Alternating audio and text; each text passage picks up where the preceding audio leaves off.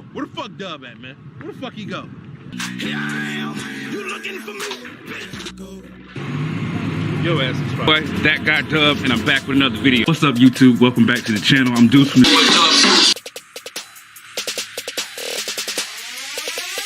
Me and my big bro. Yeah, fuck this milk. He said he gonna teach me how to wrestle, man. I'm gonna win the belt.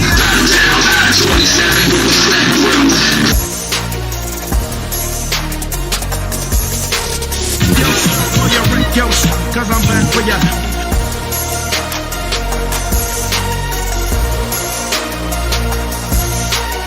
The boy Dub Deuce in the building. All right. What up, what up, what up? It is That Guy Dub, and I'm back with another video. How y'all doing? At the end of the day, shout it. I'm Good Money. We are back in the studio with, you saying, one of the baddest DJs that you saying, like, in the land, DJ Easy B. What's going on, brother? What's happening? What's happening, Deuce, man? Just checking in with you, man. How everything on your end, bro? Everything's pretty good, man. Just you've been trying to take everything one day at a time, and you've saying just like I said, I'm trying to start a new venture using with this interview platform to where it's like I said, I'll take my platform, you saying that I've got you saying some followers, and you saying introduce people to the people that I admire, the people that I see down my timeline that may have a story to tell, that you saying you that you may have not have reached yet, that I may have reached to, and you know what I'm saying, and that way we can all help each other and grow in this thing, you know what I'm saying? Right. I got you. I definitely understand that, bro. You said, well, those of you that don't know DJ Easy B, he's a well-renowned DJ. How long have you been DJing, brother? Oh man, let me go way back.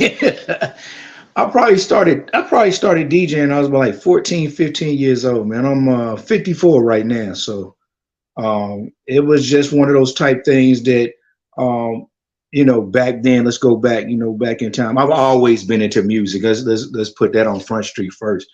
I mean, sports is cool, but I've always been into music. You know what I'm saying? This has always been my thing. I mean, I remember, you know, back in the day, I guess the whole feel of music it was amazing back then, because I mean, I just told someone just recently, it was fun just to record music off the radio with a cassette tape where you push the record button and you know, sometimes I would even let the commercials ride, because it was just, you know, it was just such an amazing time with music.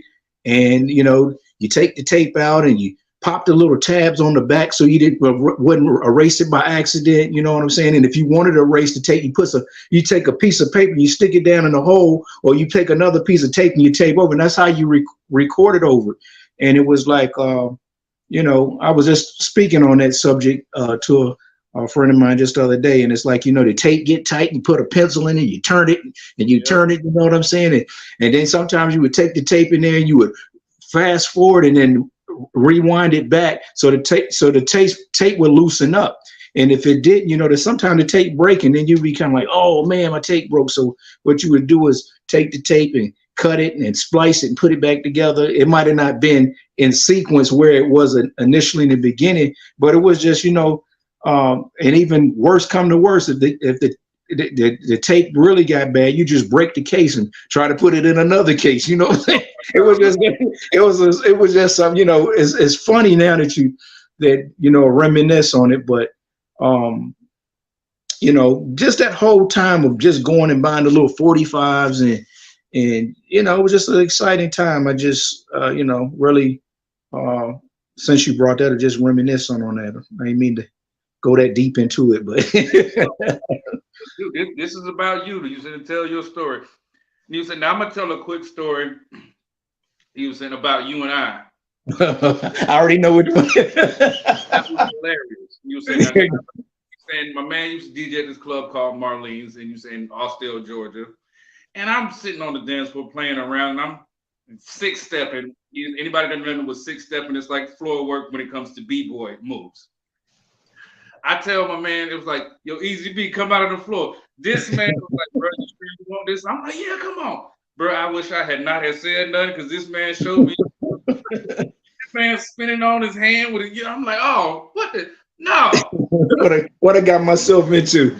But that's kind of like, you know, I'm gonna let you elaborate on, but that's kind of, I was gonna elaborate on that a little bit later, but that's how basically I got into DJing. It was my entryway. Music was already there, but b-boy dancing was my thing, and it was kind of like, as that kind of faded for me, during the course of that, DJing took the place of that. So that's kind of like how I got the name Easy B. Cats always used to tell me, man, you make these moves look so easy. That's what they used to say. Used to say easy all the time. And because I was actually a b-boy or a breaker, you see what I'm saying? My name was like Easy Break. That was my name. So when the DJ came into the situation, I just dropped the REAK off of break, and I kept the B. So the B kind of signifies my b-boy identity. Easy is what they called me, and then added the DJ, and that's how DJ Easy B came about. Okay, well, I guess we're gonna expound a little bit more on. We'll come back to you saying that night in the club, but what I was like, why do you think b-boying has kind of died off in the recent years? I mean, we still see it with groups like the Jabberwockies or your Super Crews, or you say your Rocksteady Crews. I mean, it's like you still see them out there, but it's not as prevalent as it used to be. Now it's more like the ISO type dancing or the ticking and stuff like that. Why do you think the breaking has kind of fell off somewhat? Well, I think what it is everything evolves and it has its time and that type thing, but there's still an underground scene for that. There's a real strong underground scene, and a lot of the times, maybe not here in the United States, but you go to South America, you go to other countries like Japan, they're very religious about it. So it's not that it's not there, it's just not in the mainstream like it was back in the 80s. But it's still a force to be reckoned with, and it's probably the purest thing in hip hop right now. That, and I think that I call it graffiti art, but a lot of graffiti artists don't even like to even call it. They call it writing.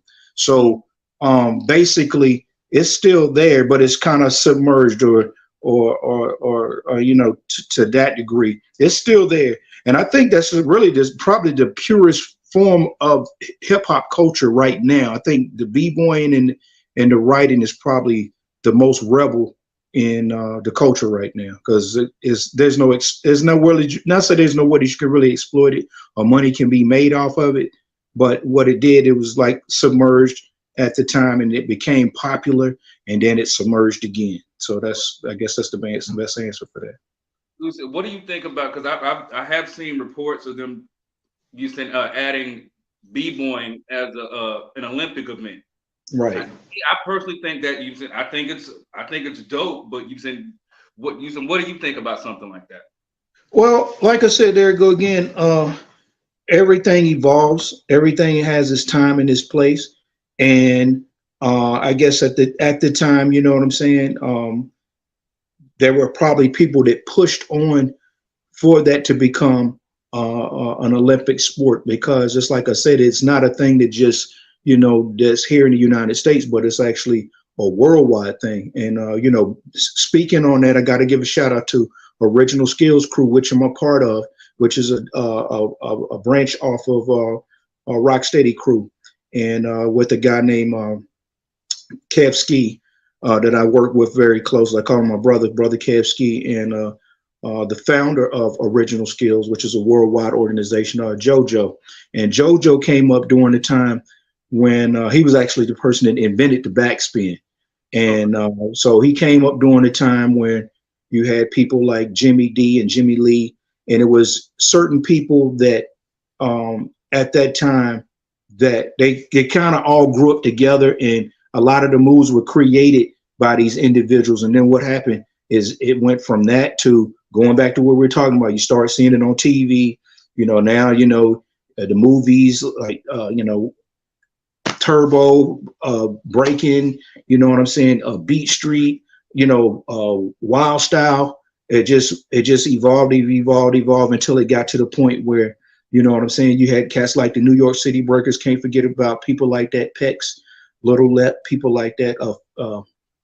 Those type people, they had an opportunity to dance for the president of the United States. I think it was Ronald Reagan, the president inauguration. So I mean, like I said, you got just basically had these street kids that's doing street dancing, and they were able to go to different countries and experience different things. If they were not into that, you know what I'm saying, and the opportunities that was afforded to them, there's no telling what they, not having those opportunities, what they might have not had turned out to be, or had those opportunities to be. And that's the same thing with the what they call rapping now, was the MCs. You got, the other day I was just at McDonald's. Let's see, Cardi B and I can't think his name right now. Yeah, Offset on a billboard at McDonald's. You know what I'm saying? So it's sort of like it's just evolved to the point where you can't turn this way or that way without seeing some influence from hip hop. Okay, you were speaking on, you said like the McDonald's thing. You said like, because you said when the Migos came out, a lot of people thought you said, oh, this is trash, this is mumble rap. You said this is this, that, and the third. You said everybody had something to say. You said you either loved it or you hated it, or you was just like or whatever. You said, do you think that even if a certain demographic might find a certain aspect of hip hop, you said or garbage, do you even if they have a bad, you said, thought about it, does it still move the conversation up for the culture forward? Well, any press and all press is good press when it comes to that from a cultural standpoint, because like I said, for those that don't really know,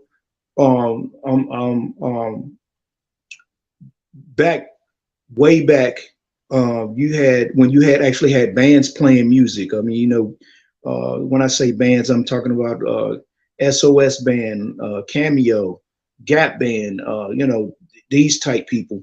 When hip hop started out on the scene, a lot of those people at that time wasn't even respected. They had to fight the right to have a full stage. They were like, okay, well, you just got some turntables, you just stay over in this corner. And just almost like the civil rights movement or the movement, there was a movement in that, and they had to fight to get the respect to have a whole stage, to perform on a whole stage. And a lot of people don't even really realize it wasn't just all of a sudden you just jumped on a stage and you had a whole stage, because there was and what they did is they continued to beat it out. And then, they basically, they gained a respect to have the whole stage.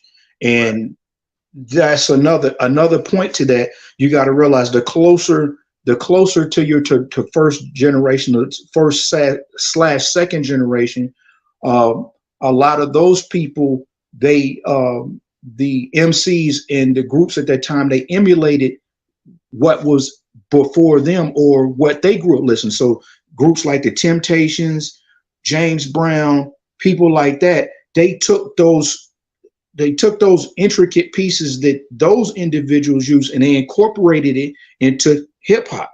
And that's where it came from. So over time, you know what I'm saying, we're getting farther and farther away, or it's eroding over time. And that's what's happening. So what's going on now is you have a lot of these pioneers, and it really don't have anything to do with age. But what I'm saying, you have a lot of these pioneers that are starting to die out. They're starting to die a little bit at a time. So, and a lot of people are taking it personal because they feel like these people, they grew up listening to them. They really, like, they knew them, like they grew up with them, and they're the soundtrack of their life. So I can totally identify with that. And, so that's where I kind of take it personal, because it's like, you know what I'm saying? It's like, just like it happened for those people, it happened to me that same way. And it's an extension of my life. And I'm doing the things that I'm doing and have done the things that I've done because of hip hop. Well, you expounded on that when you said that, like, you took it personal. So like when somebody like a DJ Academics would sit there and until he actually elaborated on it, and you said made clear that he was only talking about one person when he brought up about the OGs being old and dusty, and you said, and not basically having what you said these newer guys have. You said, like, so I personally, as a hip hop head, I took it personally until he actually explained what he was saying. course, it's still his explanation was kind of corny, but which is why I had to give it to a LL Cool J to be like, nah. You said they had to basically pull Buddy's coattail. You said, so how do you think that we need more of the OGs like LL Cool J and a Busta Rhymes to pull these young boys' coattails when they're getting out of pocket? Well, I think, you know, that basically becomes a situation where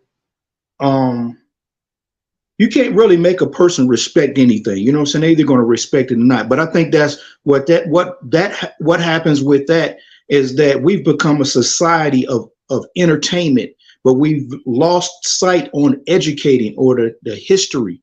That's the problem. So what happened is, of course, naturally you have, you know, these guys, they're making money, and you know what I'm saying? They don't really care about who came before them. I mean, you know, with all this technology that we have in the world today, you know what I'm saying? You can find out about certain things. But first of all, the wants got to be there before you even have the thought process of even researching or thinking about that. You gotta have some kind of insight or some kind of respect for what you do. And it doesn't have anything just to do with hip hop or DJing or anything like that. It's like, that's with anything. I mean, you know, I was just talking about that other day. It's just like, man, I'm gonna put this towards you. And I mean, and it makes a lot of sense.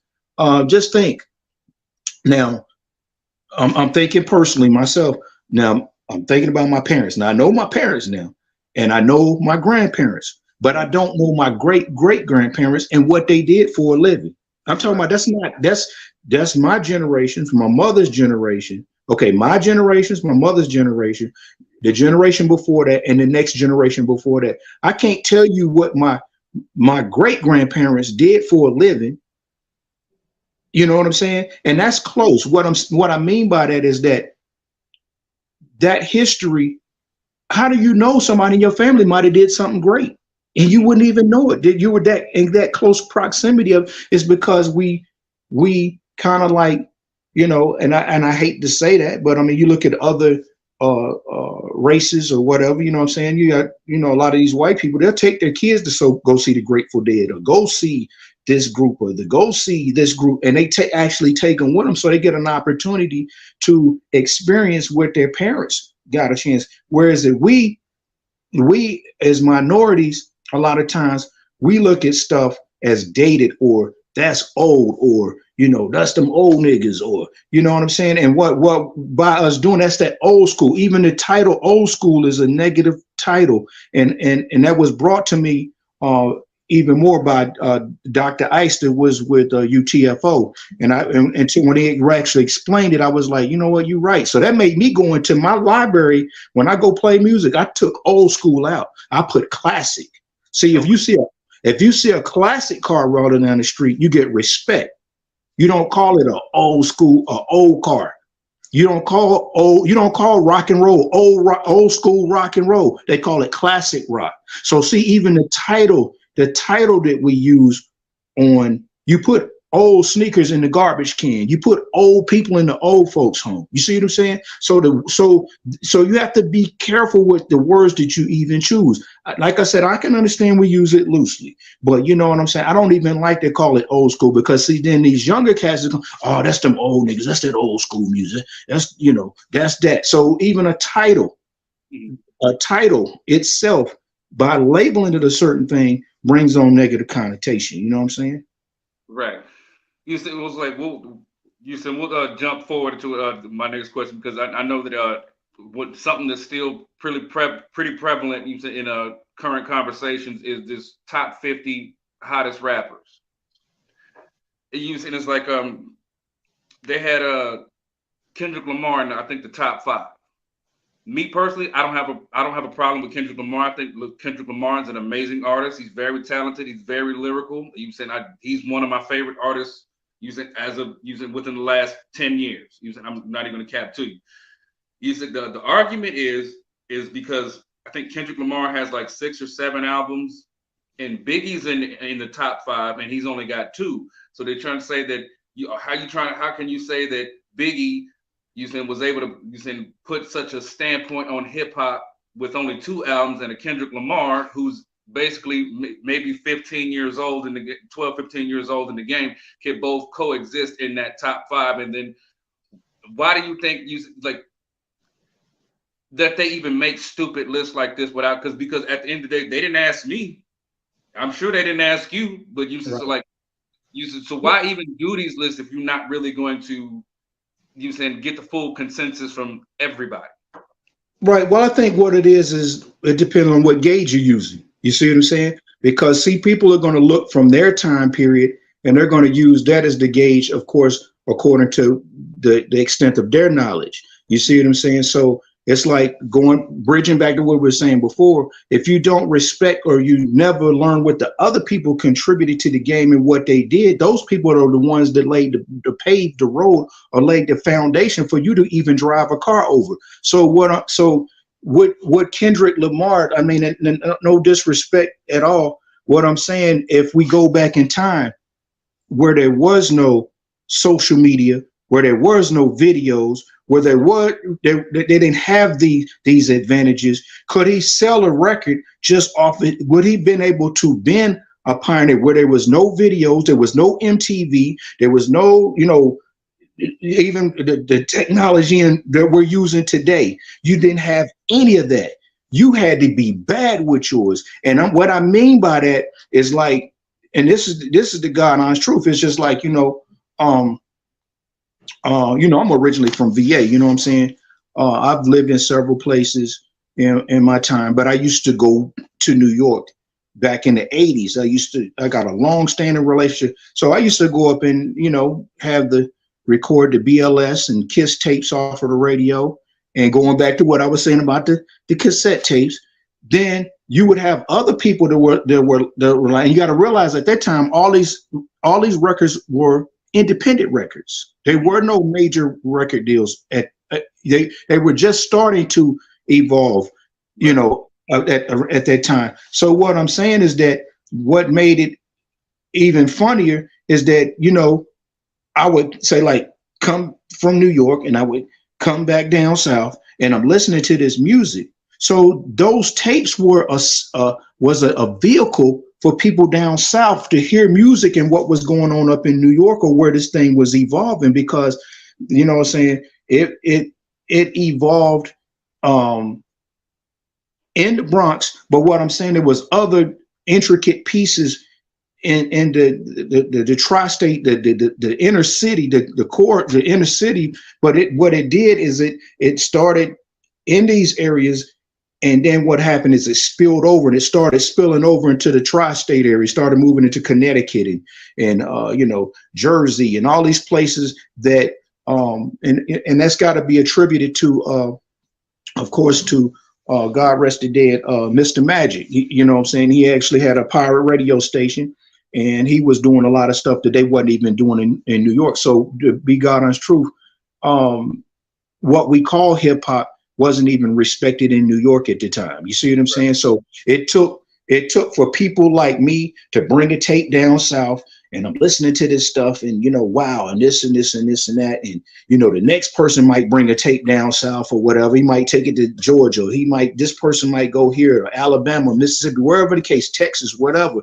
So going back to what you were saying, what Kendrick Lamar and all these people would, if they were at that time when they didn't have all of these different social media platforms and videos, would they would have been strong enough, or would they have had enough juice to, like I'm saying, being able to survive just that portion of it to get to the point where, record companies and stuff start taking this whole hip hop thing serious after Rapper's Delight, which God rest his dead, Sylvia Robinson, which hip hop, what we call hip hop, the success is because of a woman. This is what it really is. The success of hip hop is because of a woman, even though it's a male dominated, sport. We're going to call it sport. But what I'm saying, that's how it got to the point. And when Rapper's Delight came on the scene, it was like that kicked the door in for everybody else. And that set the stage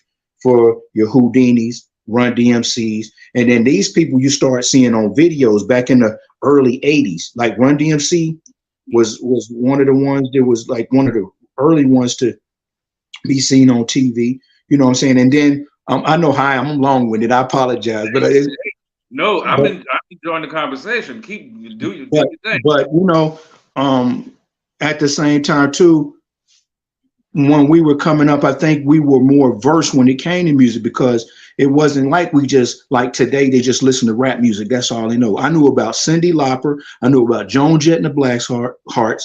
I knew about The Clash. I knew about Yes. I knew about, you know what I'm saying, Chicago, Journey, Foreigner, Rush. I can keep going on. You see what I'm saying? I can keep going on. So what I'm saying is we listened to a wider range. We had a wider range of listening than today, where cats is just pretty much in one lane. And there's nothing wrong with listen to one thing, but what I'm saying is that I can go to a party and not play one R&B song, not play one rap song, and I could go and play rock and roll the whole time, and they'd be looking at me, how do you know all this stuff? Because we grew up listening to it. We saw this thing evolve. So it's a difference when you see it evolve versus just being born into it. I guess that's like, if you're old enough, I remember where there was no cell phone. I remember there's no microwave. There was no this. There was no that. You know what I'm saying? And so I have appreciation for it, and I remember when it was black and white TV. You know what I'm saying? So I appreciate the evolution of everything around me, but that goes back to what I was saying. Any of those guys that they putting on their list, whoever is the author of this list, you see what I'm saying? They got to take in consideration that they didn't have all this advancement that they have now. So that's you really got to be bad with yours, bro. Right. You said that's what you said. One thing like with my kids, they know from you said Elvis Presley to Motown. You said Michael Jackson to Kiss to Aerosmith to Menudo to the Backstreet Boys. You said Run DMC, MC Hammer, Ice-T. You said Vanilla Ice.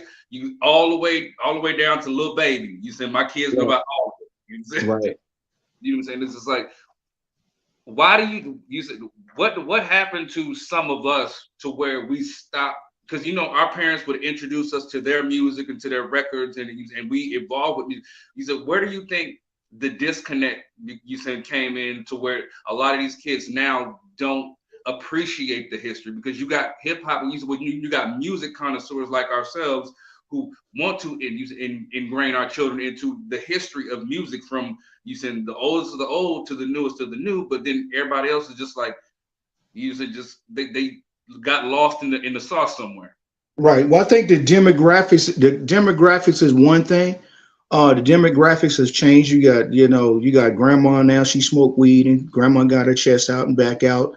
You know what I'm saying? And she got tattoos, and she smoked weed, and I was gonna say Tupac, but that's old school. You know what I'm saying? But it's like what it is once again, it's like things evolve, but at the same time too, you know what I'm saying? You got a lot of times you got these record companies and record company execs and people that call the shots. You see what I'm saying? What they're doing is they're not allowing these what I call the elite or the mature in hip hop. They're not signing these people anymore. They're not able to continue on with what they laid the foundation for because there's not an avenue for it. You see what I'm saying? There's not an avenue. So that's the reason why you don't hear Big Daddy Kane right after you hear Amigos or after you hear Drake or whatever. You know what I'm saying? So it's sort of like what's happened is that it's dwindled down to nothing where these people don't even get heard. They don't have an avenue to get heard. You see what I'm saying? So the market is being saturated with just what they want you to hear instead of it being wide. And you able to hear. And this is, you know what I'm saying? Because I speak personally, you know what I'm saying? I was one of those ones when I was growing up, going to college and stuff like that. That's what I wanted to do. I wanted to get into broadcast and communications. That was my thing, and it still is now. But over time, as I started becoming less attracted to it because I saw how corporate ran it was. And see, I'm a very creative DJ, and so I would have to. I would basically, I would be a person that just had to. I would be being dictated to. You gotta play this, or you're going to do this, and if you don't, you don't have a job no more. And me, like I said, I guess that could be a person could look at it as, I ain't gonna say as a flaw or a downfall for me. It's just that, like I said, for me, the reason why I do this is because I'm passion driven. I'm not money driven. I'm more passion driven. If I was money driven, I probably would have done a lot of things that I shouldn't have done, and I would have had money. But what I'm saying is I'm more a passion driven person. And a lot of times you have to have those people that offset the masses. You see what I'm saying? So, I mean, it's really funny. I'm gonna elaborate on that a little bit. I was actually DJing at Sportsline. You remember Sportsline? And I'm not gonna mention the name, but this dude was, he had a name as a mixtape DJ, and he had a pretty big name. I ain't gonna mention no names because I ain't trying to start that. But I remember one night I was in the booth and I was playing, and it was almost like, well, I'm a DJ, but I'm not that type of DJ. And it's like he had made that quote, and I'm like, well, what kind of DJ am I? That I mean, so in essence, what I'm saying is, I think what's going on now, you have more people that's fascinated with the idea of being a DJ than being a DJ.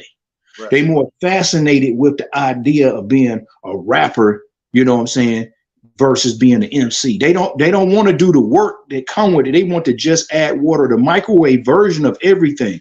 And this is not something that you go to the mall and buy. You don't go buy skill off a rack. You can't go buy skill. And that's what going back to what we were saying, and I'm glad you brought that up. And I mean, you brought that up earlier. See, b-boying, you can't go buy at the mall. You can't go to Lenox Mall and buy b-boy skill. You see what I'm saying? You can't learn how to windmill by buying it at Walmart. Right. You got to put that time in. You see what I'm saying? Spend beanie, but you saying unless you practice, you ain't. And what I'm saying is, trying to undress or nothing like that, but like I said, I got a burn mark on my shoulder from learning how to windmill. So like I'm saying, it's almost like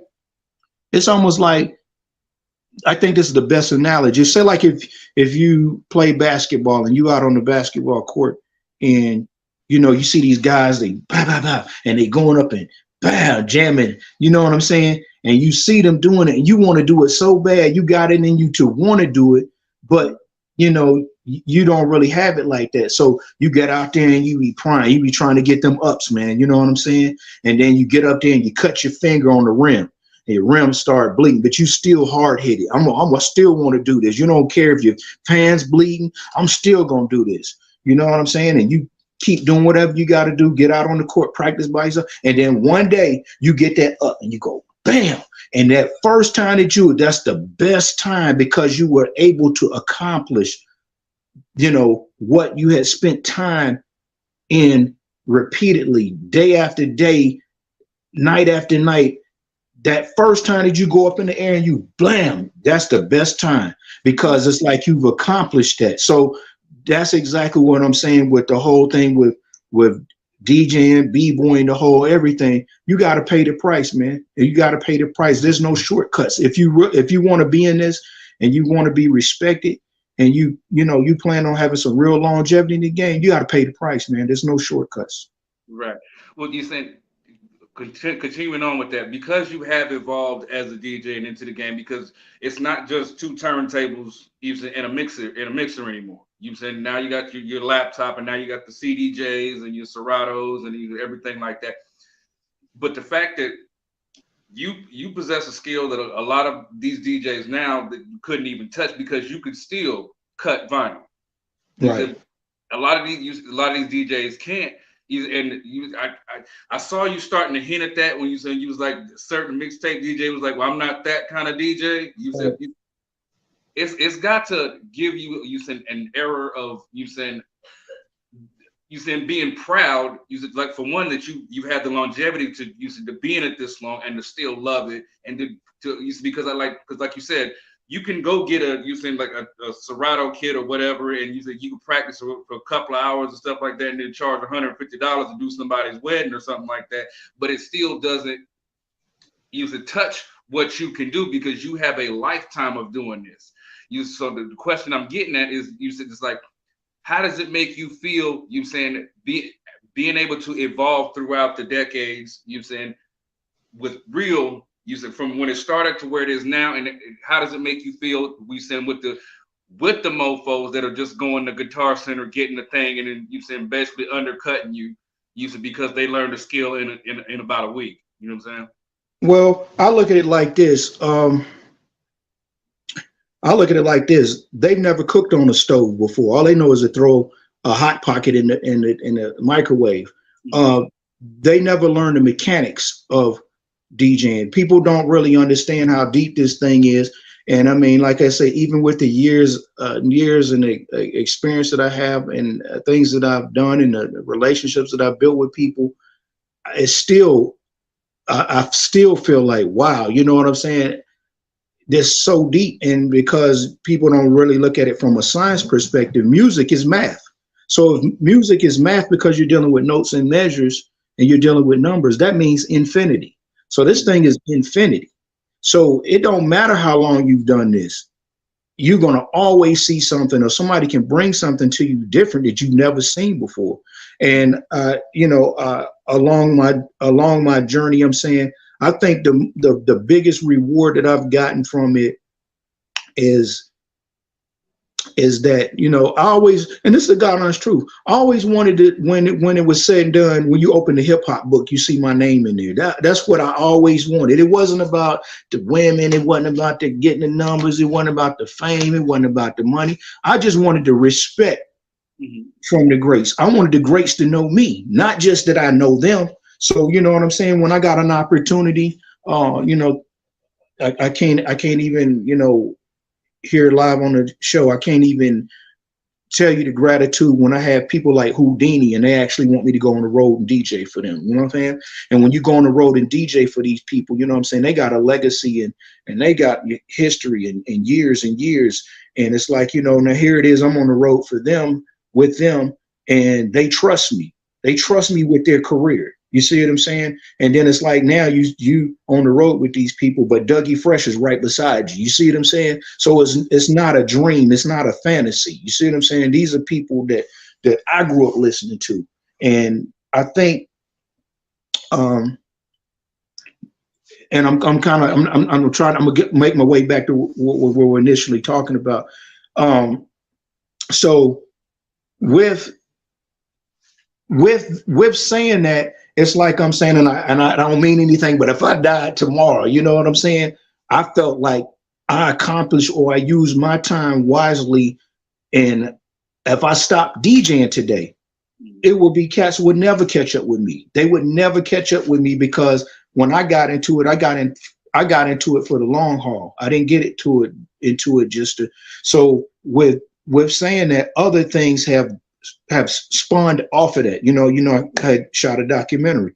Yeah. I shot a documentary, and the documentary was based off of the development of hip hop. The development of hip hop, not just the MC, but the B-boys, the writers, the whole everything. So what I wanted to do is I wanted to use this as a teaching tool, not a entertainment tool, but a teaching tool. So when it's all said and done, you know what I'm saying, people can go back and they can grab onto something or reach towards something, and they can understand how this thing evolved. So I'm a part of that. And I guess that's the bigger thing. It's just like, I don't feel like I'm no different than any other man. I just feel like that, you know what I'm saying? The only reason why I'm doing this stuff I'm doing is because of the passion. That's it. Right. No, I'm not doing anything special. I don't think that I'm doing anything special. Just like I said, it's just the passion in me. That's it. Right. And you saying that we're going to touch on your documentary here in a minute. Okay. But you say, like Hollywood, they come in and they try to, basically, you said, take from our culture. You said, so like, and it's like, you like when you're scrolling Facebook, you see people use all the time, oh, what's something good to watch on Netflix or on Hulu, on Prime or whatever, whatnot. To me personally, I know it's a couple years old, but to me, one of the best, I guess, made for Netflix type deals to use that really showed respect to hip hop was The Get Down. Use it Right, because, and right, I mean, we've seen so many ways they've done it wrong. Use it like right. I definitely had to appreciate you saying them actually doing the work and then Nas getting involved and you said things like that to make sure that it was done right. But you said expounding upon that, you did come out with a documentary called Music Lovers, and you said like, how important was it to really stay authentic to the culture? You said on your work. Well, I don't think it was. I don't think that it was. That part was the hard part. I think, and the reason why I say that is because when you look at things from a hip hop perspective, you just naturally do that. You see what I'm saying? It's not anything that, well, let me make sure that I'm doing this or doing this the right way. It's because I have respect for hip hop, so I'm going to represent it the right way. Because you got to realize all the work that I put in and the people that I'm connected with, those people are going to look at me. They're good. Not saying they're going to judge me like the most high God, but what I'm saying, they're looking at me. And if I represent them the wrong way, then like I said, I could get blackballed or resented for life. But if I represent them the right way, I can get love for life. You see what I'm saying? So you have to decide what fuel you're being fueled by. See, I wasn't being fueled by, Hollywood or the commercial. I was being fueled by what I've always been pure to. You see what I'm saying? So then on top of that, I spent my own money to produce the film. So you know what I'm saying? So it was nobody gave me money to do this. So that was that's a story in itself. It took me 6 years to complete. I basically went up to New York, slept in one of them little closets. I call it the closet. There's a room, there's the size of a closet.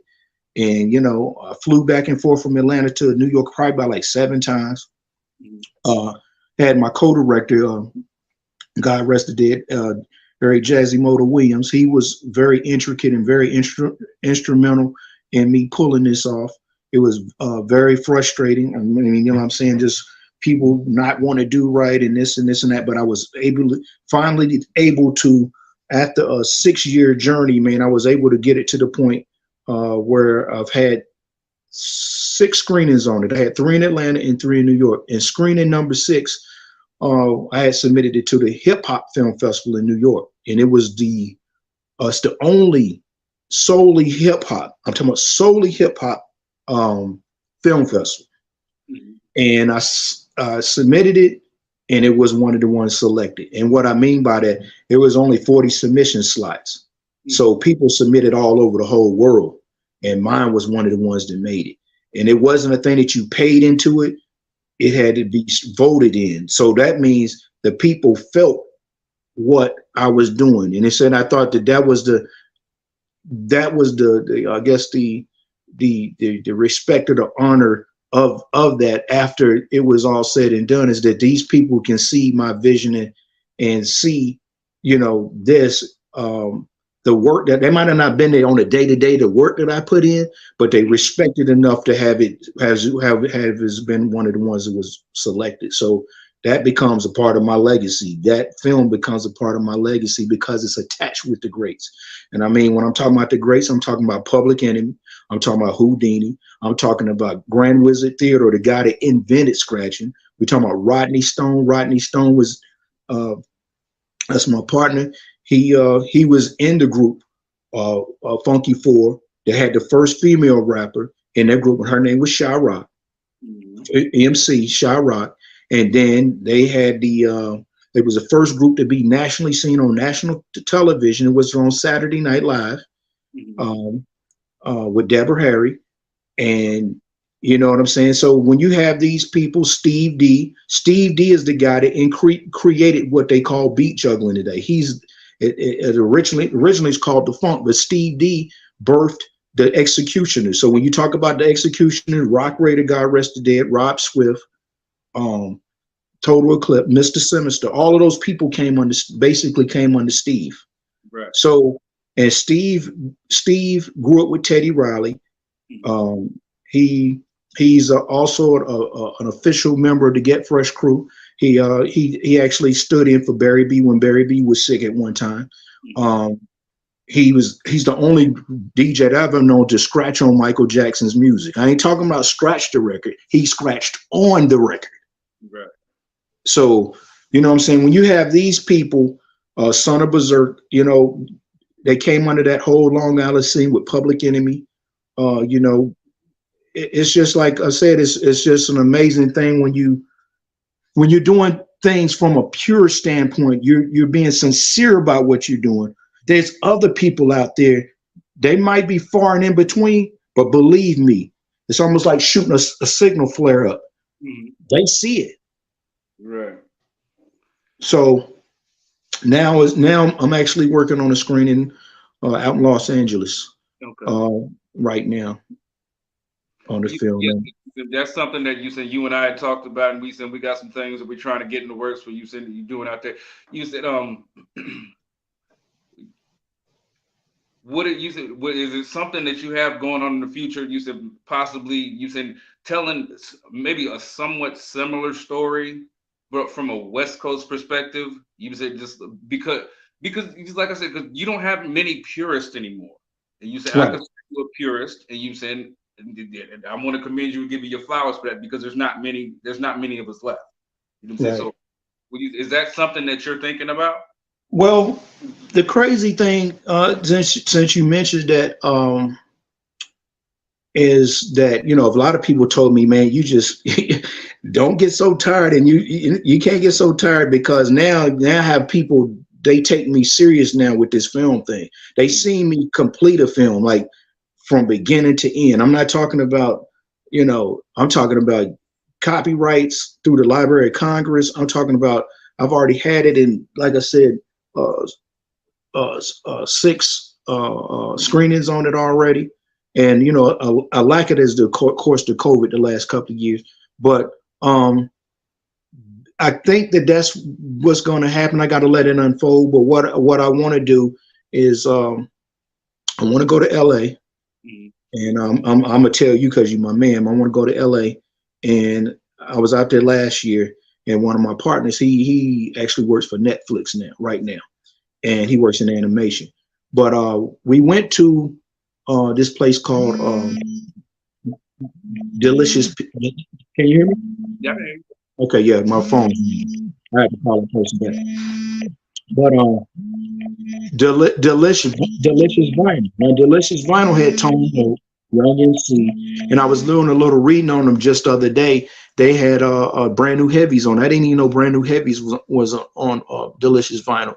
But what I want to do is there's a place called Delicious Pizza. It's a spinoff of Delicious Vinyl.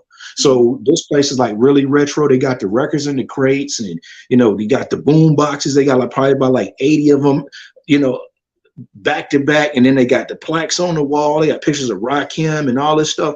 And then in the backyard, they have like a courtyard where they have the Delicious Pizza van. And, you know what I'm saying? They're almost like one of them old West Coast ice cream trucks that got the graffiti on it. And then they got the wall. And that's where I think that I want to have a screening in that location. And what I want to do is I want to take 3 people from the West Coast and 3 people from the East Coast. And the 3 people that I'm looking at is Rodney Stone. Going back to what I was saying about Rodney. Rodney was he was signed to Sugar Hill when he was a teenager. He got involved with one of the other label mates. Her name was Angie, so that became Angie Stone, the singer. Okay, Steve D. You know what I'm saying? I was talking about Steve. He's the founder, the creator of beat juggling, what they call beat juggling. Then I want to bring Kev Ski, and Kev Ski represents the B-Boys. He's actually a member of the Universal Zulu Nation. He's a Rocksteady crew and Original Skills, and those are all worldwide organizations. On the other side, I want to have this cat named Disco Daddy. Disco Daddy was the first person to put a rap record on the West Coast, before Ice-T, before Eazy-E, before all of those people. He was the first, and it's not that I'm just saying it. It was certified by Rolling Stone magazine that he's the beginning of West Coast hip hop. The next person I want to have, I haven't picked a DJ yet, but I'm actually working on that now. But the B-boy or the breaker that I want Turbo that was in the movie.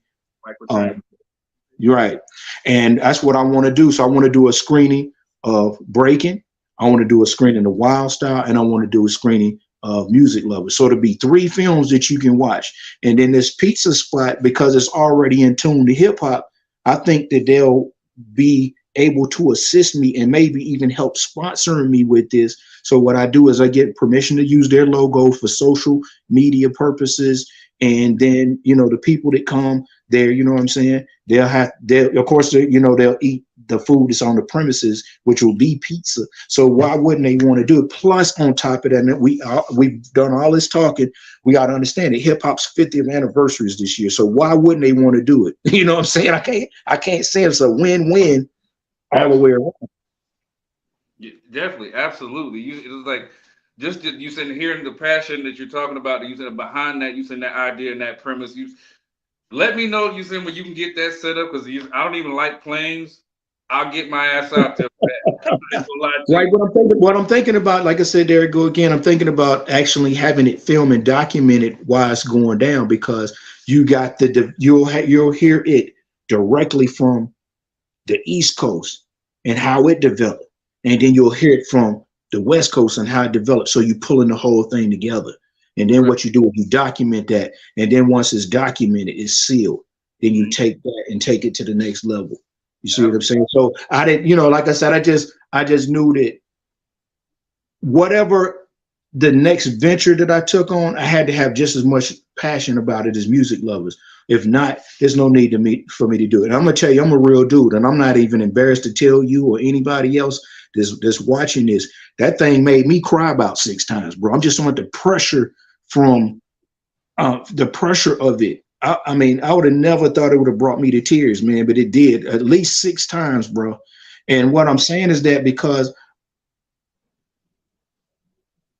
going back to what we were talking about just being sincere in your quest with this whole thing, I'm saying your journey with this hip hop thing. I wanted Jalil from Houdini. I wanted him to say, man, good job. I wanted, God rest the dead, Ecstasy. I wanted him to look at me and say, that's my man, Easy B. I wanted Chuck D and Public Enemy to say, that's my man, Easy B. I just got a drop from Cassandra Jackson from Son of Berserk just the other day. That makes me feel good that these people respect me because of the work that I've done. And you can't pay for that. You can't, there's no price tag that you can, because anytime I play Houdini, I can pick up the phone and call Jalil, or I can call these people, or you know what I'm saying? I have relationships with these people, not just play their records, but I have relationships with these people. And that carries on. So long as you got a good face card, and that goes, and we're going to bring it on home. You know what I'm saying? I got relationships, and that goes for people like Shadi and people like that. You know what I'm saying? If it wasn't for people like Shadi was one of the ones that laid the groundwork for everybody that's standing in Atlanta. Everybody. He's one of them. And see, Shadi came from New York, and he came to Atlanta. So when he came to Atlanta, nobody wasn't rapping then. You know what I'm saying? And he, of course, he got up with Luke and Luke Skywalker Records and all that. You know what I'm saying? And that's the thing I love about Atlanta. You know what I'm saying? Is that Atlanta has its own scene and its own way that it developed. And you know what I'm saying? And I ain't got nothing but love for the A, man. The A showed me love. I show the A back, man. I love y'all. I'm always gonna love you. Yes, absolutely. You said we're bringing it home because I know you said other engagement. I know you got your own. You said the podcast that you got going on later on. Actually, matter of fact, let people know about the podcast you're going to be on. Well, I'm just doing some streaming. Like I said, just playing some music. I think with all the stuff that's going on in the world, you know what I'm saying. Of course, music is probably the only thing that can bring people together, regardless of what your color is, background, religion, races, or whatever. Music is very powerful. It's a very powerful tool. It can be used in the right way, and it can be used in the wrong way. You know what I'm saying? So basically, I start running TikTok and Facebook at the same time. So it just gives me an opportunity to not feel like I'm being dictated by a crowd. I want to play how I want to play. If I want to stop the record in the middle of the record and throw this in, you know what I'm saying? And I think a lot of times for me, that's when I come up with my dopest stuff. When it's just like I got a canvas and I want to throw this paint up here and I want to put this and this and that. And then when I do that, I feel free. I don't feel like I'm being restricted, and I could just do what I want to do. And that's when my dopest stuff come up. I'm talking about that's when my dopest stuff come up. And see, you know, there you go again, depending on what type of DJ. And I can say this again about Atlanta. Atlanta's a hard training ground, bro. Atlanta was a hard training ground. Because you're not going to, a lot of people, you know, that's on the outside, they under the assumption that, you know, you're going to play Yin Yang Twins all night. Nah, it don't work like that.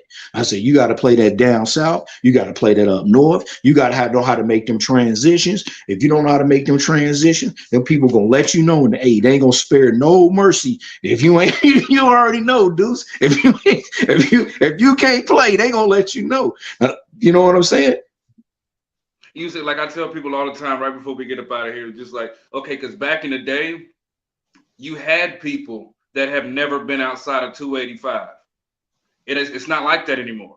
You got people in the city that's from everywhere. So you're right. You have to know what you're doing.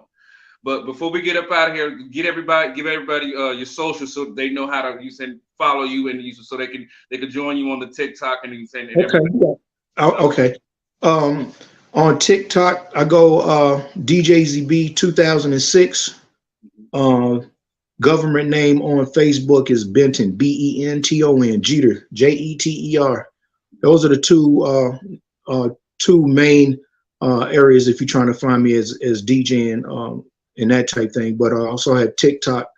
I mean, not TikTok, Instagram. Sorry, that's DJZB 2006 also as well. And I appreciate you for having me on. Like I said, I know I'm one of the people that ramble on, man. I get it. It's like, but see, that's one of the reasons I enjoyed having you on, because you said it's like, for one, you're not a boring guest. For two, you said like, I'm a student of the culture. I'm a fan of the art form. So you said so when you get to have these conversations on something that I'm as passionate about as you are, you said you could talk all day long, and I sit here and just listen because, like, I'm soaking up this information. I'm soaking up the love for the culture and everything like that. So you said, like, dude, this was amazing and awesome. You said to me. Yeah, let me give a shout out. Let me give a shout out to DJ Ace. That's my man. Absolutely. I'm proud of Ace, man. You know, I just had to say that, you know what I'm saying? Because we spoke about me and your relationship, but I had to speak on your brother's relationship. You know, I'm proud of him. I'm proud that he's out there doing his thing, man. I really am, man, because I remember Ace, you know, he was a little timid, you know what I'm saying? But he was like trying to feel his way. And, you know, I gave him some pointers and told him, hey, man, you need to do this. And I just put him in the water and he swam on his own. You know what I'm saying? And so I got to definitely give a shout out to my man, DJ Ace, man. He's worked with, you know.